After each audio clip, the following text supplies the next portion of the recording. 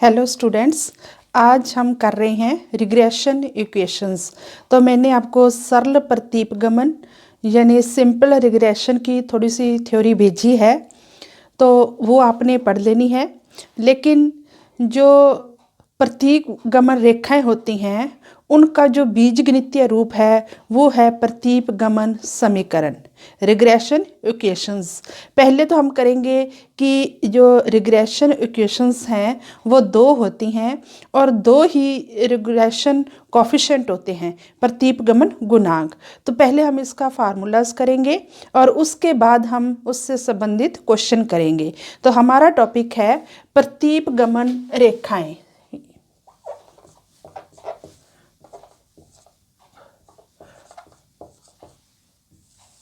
प्रतीपगमन समीकरण, रिग्रेशन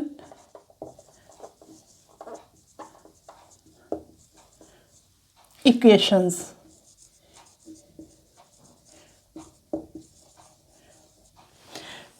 जैसे कि मैंने आपको बताया कि प्रतीपगमन रेखाओं का जो बीजगणितीय स्वरूप होता है वो प्रतीपगमन समीकरण होता है।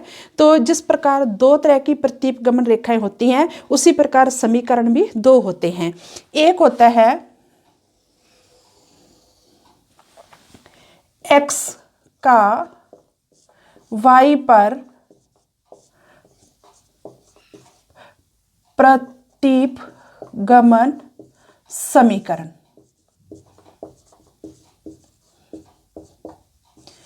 एक होता है, दूसरी इक्वेशन क्या होती है, y का x पर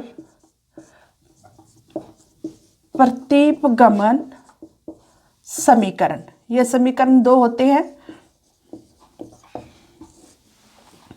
ये इसमें जो होता है y जो होता है वो स्वतंत्र चर होता है, x जो होता है आश्रित चर होता है।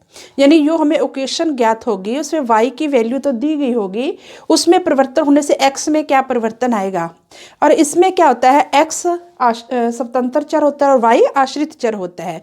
तो इसकी जो समीकरण है वो है x = a + by और इसकी जो समीकरण है y = a + bx।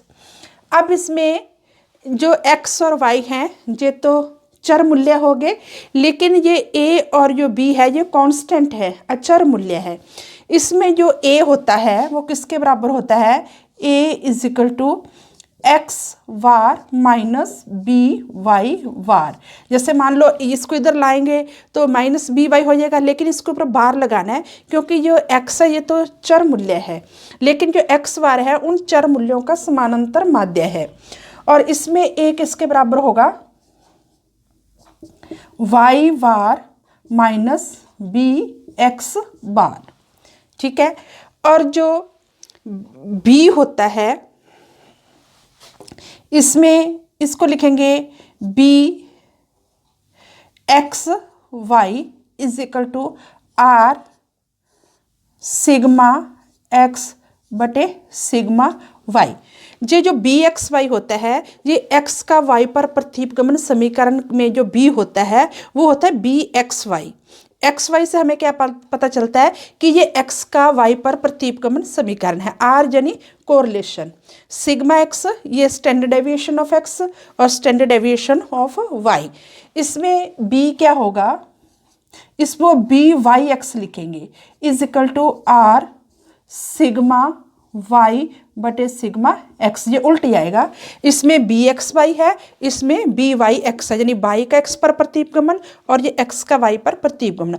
r correlation, sigma x sigma y, इधर r सिग्मा y बटे सिग्मा x है। तो आपने ये चीज़ें याद करनी है। अगर इन दोनों की वैल्यू इसमें पुट कर देते हैं तो हमें एक समीकरण प्राप्त होगी। जैसे हम ये क्या लिखेंगे, x = x bar -by bar plus इसकी वैल्यू हम ये लिख लेते हैं, अगर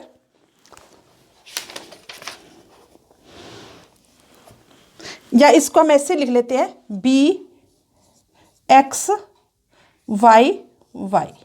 ठीक है, अब क्या है, बाई वाले एक तरफ और दूसरे एक तरफ, इसको हम क्या करेंगे, ये इस तरफ आ जाएगा x minus x bar is equal to b x y y, ये माइनस है, माइनस बी वाई वार, तो ये एक ही है, इसमें से कॉमन आ गया, तो क्या आ गया, x minus x bar is equal to b x y, क्या इसमें b कॉमन आ गया, ये भी बी एक्स वाई ही है, ये भी बी एक्स वाई है, तो ये कॉमन आ गया y माइनस वाई वार।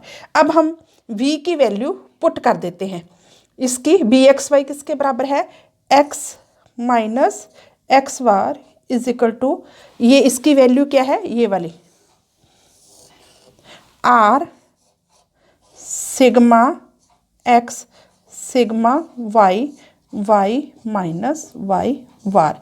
तो ये एक हमारी x का y पर प्रतीपगमन समीकरण निकल आया।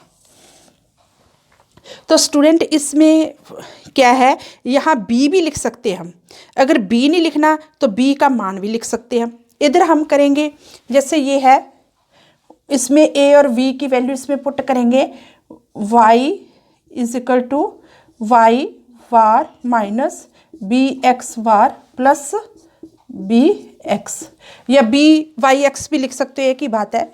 तो इसको y वाले एक साइड आ गए, y minus y bar is equal to, ये बी एक्स पहले ले लिया हमने, x minus b x bar, इसमें क्या आ गया, y minus y bar is equal to, इसमें कॉमन क्या आ गया, b x minus x bar, b की वैल्यू क्या है, ये वाली, तो y minus y bar is equal to, v का मान रख देंगे r सिग्मा y बटे sigma x, x minus x बार। तो ये y का x पर प्रतीपगमन समीकरण आ गया। तो स्टूडेंट यहाँ पे आप चाहे बी एक्स वाई लिखो चाहे ना लिखो, इसको आप ऐसे भी लिख सकते हो बी वाई, तो यहाँ भी बी वाई आ जाएगा, बी एक्स वाई कॉमन आ गया इसमें, तो इसको वाई माइनस, तो एक ही बात है। तो ये हमारी दो, इन समीकरणों का प्रयोग कब किया जाता है, जब न्यूमेरिकल में क्या दिया हो, एक तो आर की वैल्यू दी हो, सिग्मा एक्स और सिग्मा वाई दिए हों, तो इन समीकरणों का प्रयोग किया जाता है। अब जो नेक्स्ट हमारा जो टॉपिक है वो है प्रतीपगमन गुणांक। क्या है, प्रतीपगमन गुणांक। ये भी दो होते हैं, x का y पर प्रतीपगमन गुणांक। ये जो बी एक्स वाई होता है ये प्रतीपगमन गुणांक होता है, तो ये क्या हो गया, b x y is equal to r sigma x और सिग्मा वाई, और दूसरा होता है y का x पर प्रतीपगमन गुणांक। ये जो इसमें होगा ये वाला, ये प्रतीपगमन गुणांक है, ये आ गया b y x is equal to r sigma y बटे सिग्मा एक्स।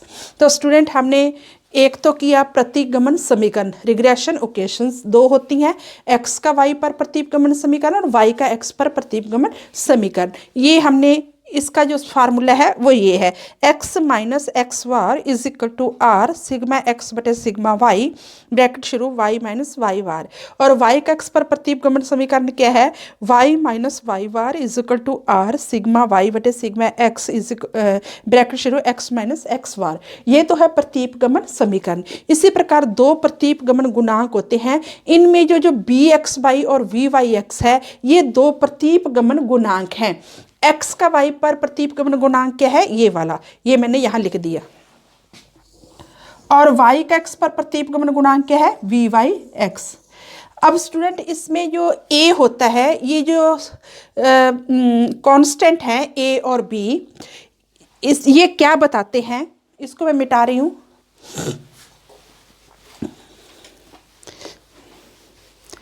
इन दोनों समीकरणों में जो a और b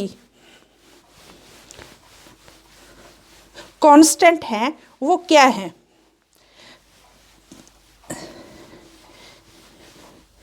जैसे हमने लिखा x is equal to a plus b y. ये जो a है ये इंटरसेप्ट होता है, अंत्यखंड होता है। जैसे मान लो हम ये ऐसे रेखा खींचते हैं, ये o x अक्ष है, ये o y अक्ष है, ये एक समीकरण, एक रेखा है, ठीक है। ये जो मूल बिंदु से इस रेखा की जो दूरी होगी वो a का मान होगा, अंत्यखंड a।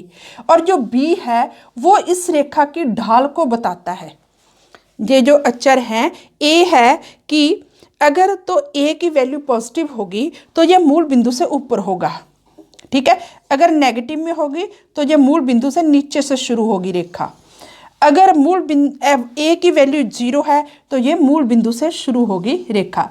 और जो b है वो इन रेखाओं की ढाल को बताता है। तो स्टूडेंट रिपीट कर रही हूँ, हमने अब तक पढ़ा 2 तो रिग्रेशन इक्वेशंस पढ़ी हैं और 2 ही रिग्रेशन कोफिशिएंट पढ़े हैं। अब जो है हमारी 2 समीकरण है, x का y पर प्रतीपगमन समीकरण क्या है? r is equal to sigma x बटे sigma y, y minus y bar. और y का x पर प्रतीपगमन समीकरण क्या है? y minus y bar is equal to r sigma y बटे sigma x, x minus x bar. और प्रतीपगमन गुणांक क्या है? बी एक्स वाई, वो किसके बराबर हो गया? ये जो वैल्यू है r is equal to sigma x बटे सिग्मा y। और बी वाई एक्स किसके बराबर हो गया? r सिग्मा y बटे सिग्मा x। अगर हमने इन दोनों अचर मूल्यों से, अगर हमें इस समीकरण में r नहीं दिया गया, ना सिग्मा y सिग्मा x दिया गया, तो r हम कैसे निकालेंगे? r इजिकल टू होता है, r यानी correlation, is equal to b x y into b y x. यानी r किसके बराबर हो गया? ये देखो बी एक्स वाई किसके बराबर है? r सिग्मा x बटे सिग्मा y इंटू ये बी वाई एक्स किसके बराबर है? r सिग्मा y बटे सिग्मा x का अंडर रूट। अब x इसके साथ ये कट गया, इसके साथ ये कट गया, तो क्या आ गया? r स्क्वायर का अंडर रूट। और ये इससे कट गया तो ये किसके बराबर आ गया? r के। तो r कैसे निकलता है? अगर हमें कोरिलेशन नहीं दिया गया, r की वैल्यू नहीं दी गई, बी एक्स वाई और वी वाई एक्स किया गया है, दोनों को गुना करके उसका अगर हम अंडर रूट कर लेंगे तो वो r निकल आता है। अब इससे संबंधित हम जो है क्वेश्चन करेंगे नेक्स्ट लेक्चर में।